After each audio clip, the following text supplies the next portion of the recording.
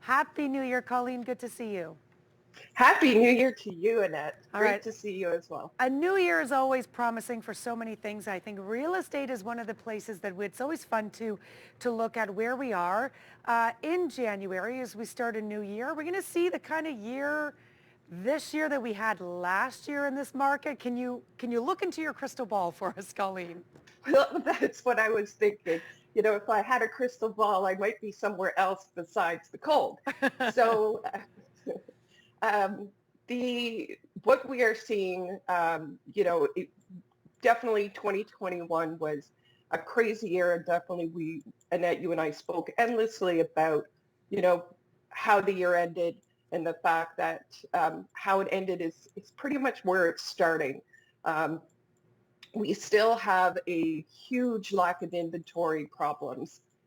The other day, we were working with a buyer and we only had one house in all of Nepean that fit the criteria. So that's hard on buyers. So it is going to be a little frustrating, with the lack of inventory. And as well, the one thing, just what Rosie was saying, ironically, Ottawa people do not like house hunting in the cold. The cold greatly affects Ottawa people, even though we like to consider ourselves, tough and going out there during winterlude, etc.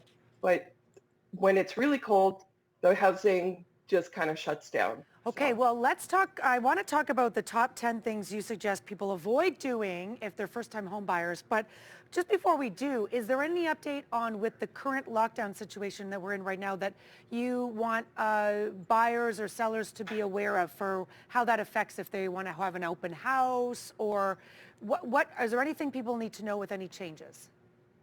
Absolutely. So with the new phase two, the biggest change is that open houses now have been shut down. We have spoken before. Open houses were running a lot like restaurants where you'd have to sign in. We were creating COVID QR codes for all our open houses, and you have to sign in, give your information, etc., just like restaurants. Now that is no longer an opportunity. And so until we go back into phase three, open houses are done. The Okay. other thing as well that we are still watching very closely is who enters the home. So again, no children are allowed in homes. As you know, with young kids, they touch everything, etc. It's hard to have control. And only the agent and two people who are purchasing the home can go in. So it's not, unless the house has exceptions to the rule, some new home buyers want to bring mom and dad so that they see the potential home. That's not allowed as well. Okay, so maybe even more important than ever to make sure you are most prepared as much as possible if you're a first-time home buyer. Let's get to your list. And the first one is not getting pre-approved before you shop. Oh, that's a big one. It is a big one. It's one that we often talk about, and it seems like an obvious condition, yet a lot of people who are calling our brokerage and talking to our agents, they still haven't spoken to their finance person. The last call I had last night, lovely lady wants to buy an investment property out in Carleton Place, great area to invest, but she had no idea what her numbers were. And that can be very frustrating, not only um, for an agent. There's no point in you being out and about if you're looking at a price range that is above the possibility for you. And so that would get very frustrating because you might see, hardwood throughout and granite and a finished basement and then realize you can't afford that house. And when you start looking a little bit lower, it can be kind of disappointing. Yeah, it's like putting the cart before the horse. So you got to know where you're going before you even step out. Okay, so we've got lots more to cover. Colleen's staying with us today. So if you have any questions, we're going to go through the top mistakes people make that you should really avoid if you're looking to buy a house this year. There's all the information on your screen, although we're always available. It's Rob writes to us this morning. How will a proposed Bank of Canada interest rate increase impact the market? Colleen. That's a great question.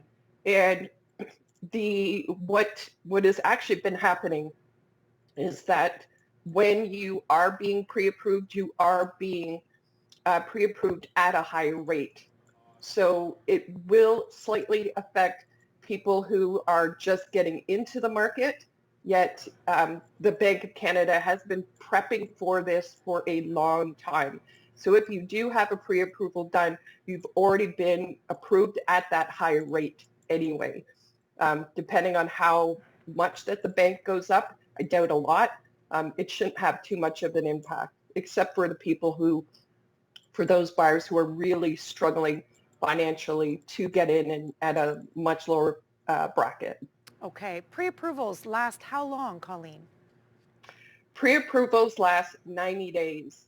And so when, if there's any thought about, looking at a home, you should always get your pre-approval done and locked in. Also, ask the right questions in regards to will this be portable?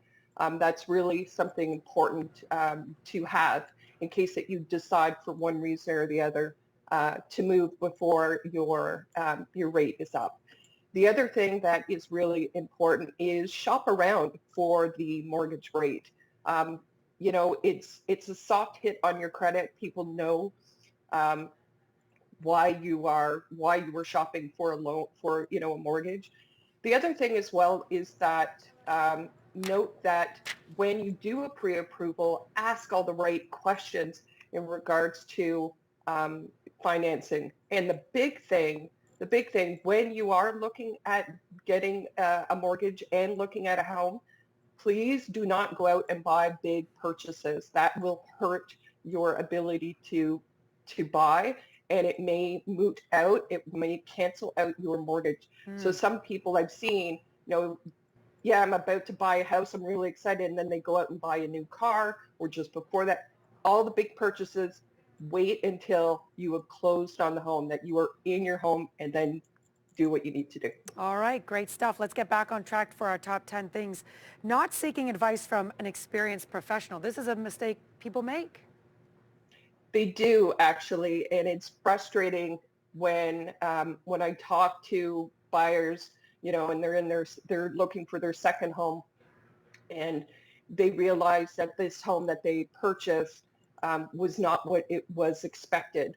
I really feel like it's important to talk to a realtor and know what they have to offer. It's not just, an HGTV opening doors.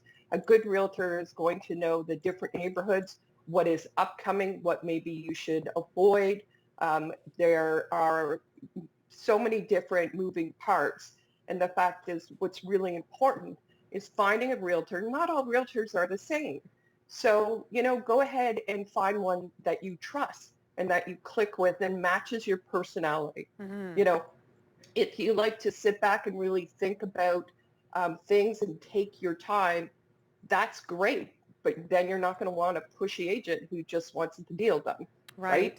So, so it's really important to interview and get the information straight from us, because we know developments, you buy this home and you have a big, beautiful backyard backing onto no one. Well, if they're selling by themselves, they may not disclose that actually there's going to be, a Costco right in your back door. That would change everything. That would change everything. You wanted the forest and you're looking at a parking lot. Okay, next up we have not making an informed offer, and that's where the help of a realtor comes in too. That's a tricky one, I think, probably for a lot of people, because how do you know what offer to put in? Right. And so it's important to, a lot of people have this headspace. I don't want to overpay a house. I don't want to overpay. And a good realtor will not let you overpay. So when you are looking at putting in an offer, you should get what the neighborhood comparables are, what the most recent sales are. Is this the most expensive home in the street, or is it a great opportunity to have? So you need to guide it. And also, as we talked about before, it's, it's not just about price all the time. It may be for the seller. It may be about closing. It may be about the date that they want to move. It may be for some it's the deposit. Yeah. And so you have to, when we see multiple offers, and we are still seeing them on certain properties, and there are certain brokerages that purposely low place their home so that they go 200, 300 over asking just for bragging rights. I don't believe in that tactic, but it does exist. Yeah. Yeah. So Very. just so walk you through that, and know as well, when you do an informed offer, are you including the right appliances and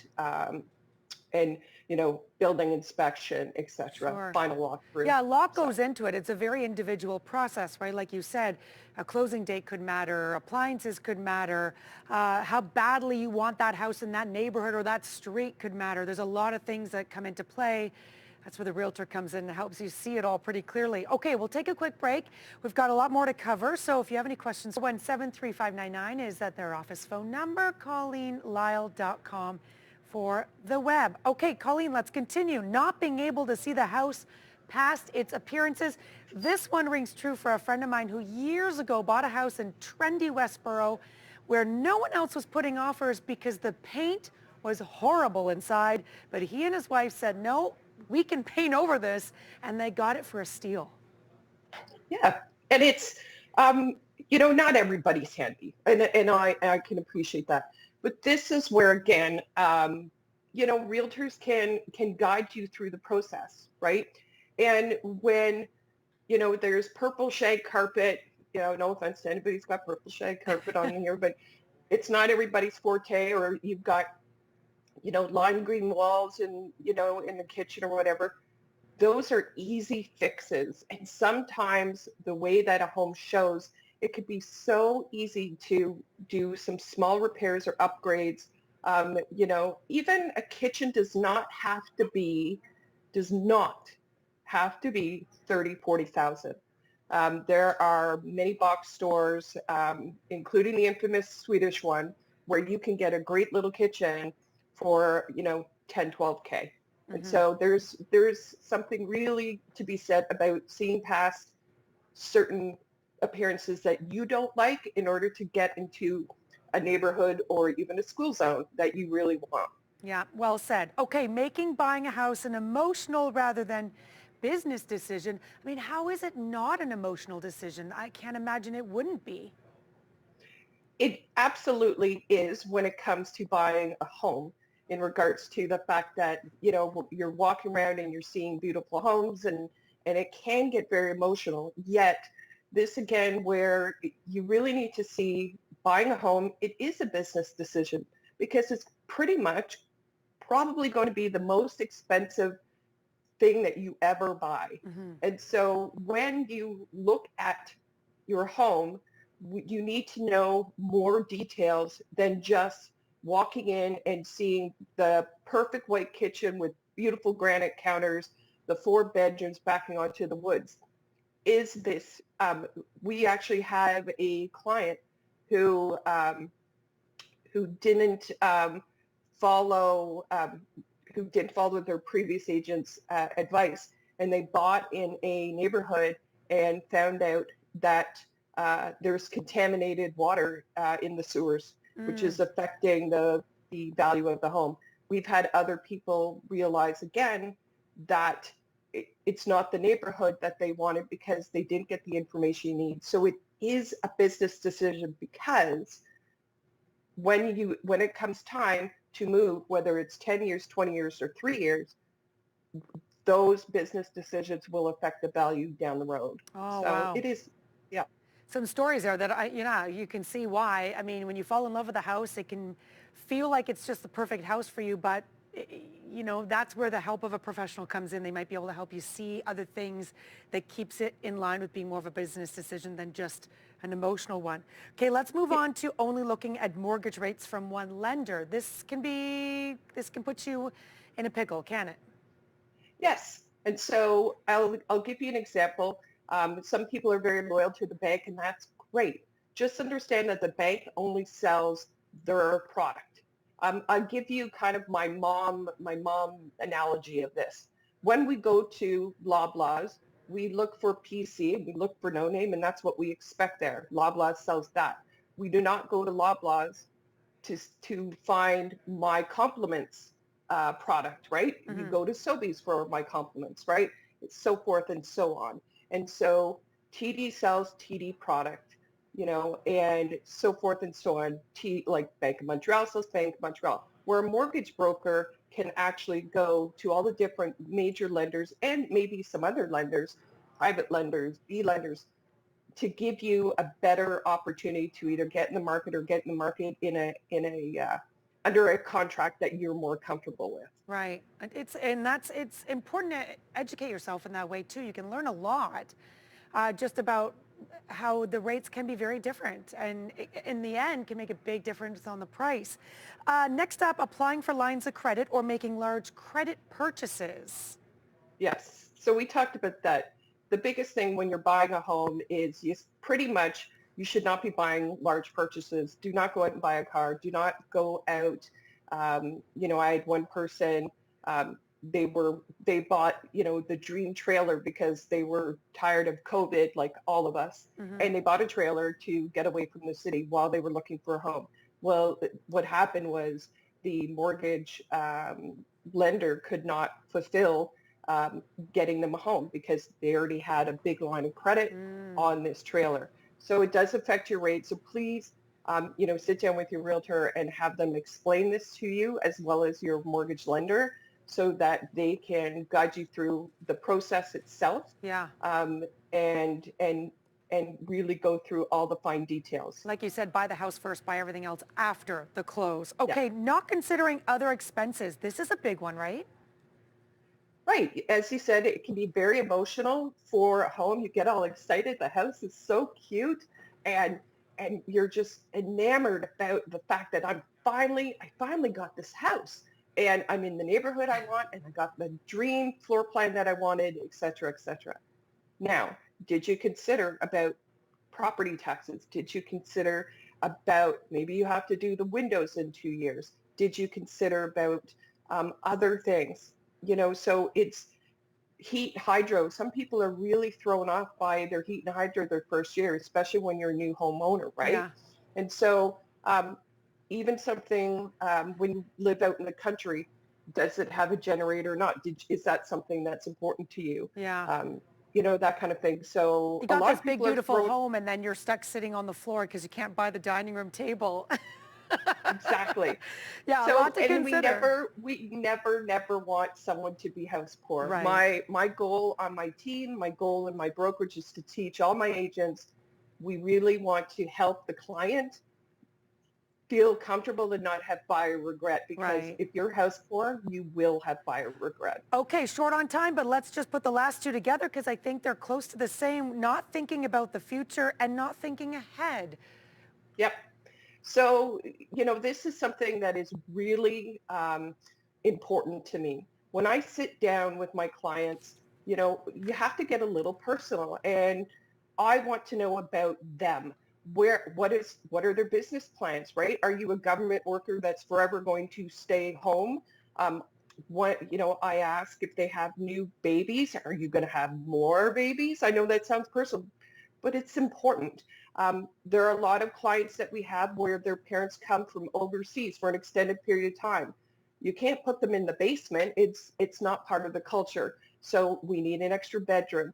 I had a beautiful client, two partners living together, and they were going to get married the following year. And I asked them both. I said, "Are you going to have kids?" And they're like, "Yeah." I'm like, "Well, then that changes kind of how we should look at a house. Do you want a mudroom? How many kids are you going to have?" Mm-hmm. Older clients, do you really want a high ranch when you think that there might be mobility issues? Yeah. Maybe we should only look at bungalows. Yeah. So it's not, when you buy a home, I want you to think about what your life looks like in 3 to 5 years, if not 10 or 20, because I really don't want you to sell a house under 3 years that you've been in it, because you Yeah. have to. Yeah, So, it's tough, but it's looking into your own crystal ball of life and figuring out where you want to be in 5 years, what your family, what your life could look like, your work, everything. That could dictate if the house you're looking for is the right one for you. Great advice as always, Colleen. Thank you, Colleen Lyle, Real Estate. There's all the information again if you'd like to contact her.